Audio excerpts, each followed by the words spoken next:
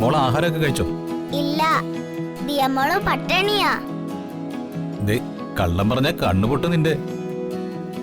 ആ അത് പോട്ടെ, ഇപ്പൊ വന്ദനാമ്മ എവിടെ പോയി? ദിയമോൾക്ക് കുടിക്കാനുള്ള പാലെടുക്കാൻ പോയതാ. വന്ദനമ്മ വരുമ്പോ കൊടുക്കാം.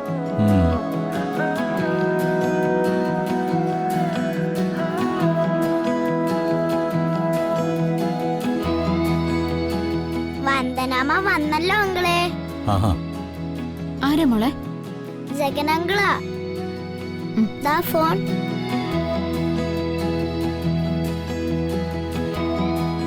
ജഗൻ, നീലിമ പോയോ? ഞാൻ വന്ദനെ വിളിച്ചത് നീലിമയുടെ കാര്യം പറയാനാ. വന്ദനെ, എനിക്ക് നീലിമയോട് വന്ദന ഉദ്ദേശിക്കുന്ന ഇഷ്ടമൊന്നുമില്ല. ഈ വീട്ടുകാരുടെ നിർബന്ധത്തിന് വഴങ്ങി ഇഷ്ടമുണ്ടെന്ന് അഭിനയിക്കുന്നതാ. വന്ദനയ്ക്ക് തെറ്റിദ്ധാരണയൊന്നും തോന്നരുത്. അല്ല, നീലിമയ്ക്കും എന്നെ കല്യാണം കഴിക്കാൻ ഇഷ്ടമല്ല. ഞങ്ങള് എല്ലാവരെയും പറ്റിക്കുക, വെറുതെ അഭിനയിക്കുന്നതാന്നേ. ഇതൊക്കെ എന്നോട് എന്തിനാ പറയുന്നേ? അല്ല, ഞാൻ നീലിമയുടെ പുറകെ പോയപ്പോ വന്ദന വെറുതെ തെറ്റിദ്ധരിച്ചോന്ന് എനിക്കൊരു സംശയേ. എനിക്കങ്ങനെ തെറ്റിദ്ധാരണയൊന്നുമില്ല. അല്ലെങ്കിൽ തന്നെ എനിക്ക് ജഗൻ അവളോട് പ്രണയത്തിലാണെങ്കിൽ എന്താ, അല്ലെങ്കിൽ എന്താ,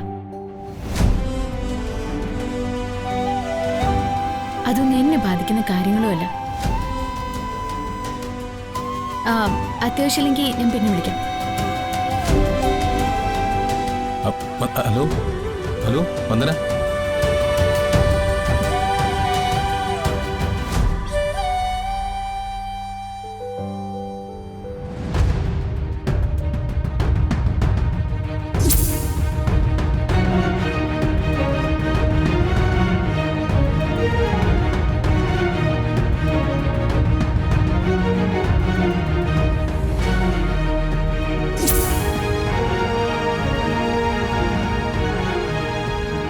വന്ദനയ്ക്ക് തെറ്റിദ്ധാരണയൊന്നും ഉണ്ടായില്ല, ഭാഗ്യം.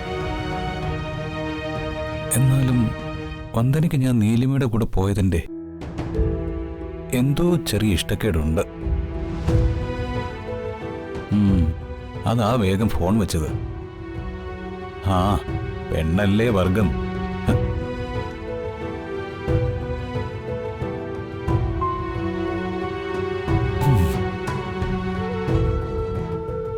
വന്ദനമ്മ സാരി ഇങ്ങനെ ഇട്ടിരിക്കുന്നത് ദിയമോൾക്ക് ഇഷ്ടമല്ല. വന്ദനമ്മയ്ക്ക് കൊള്ളില്ല.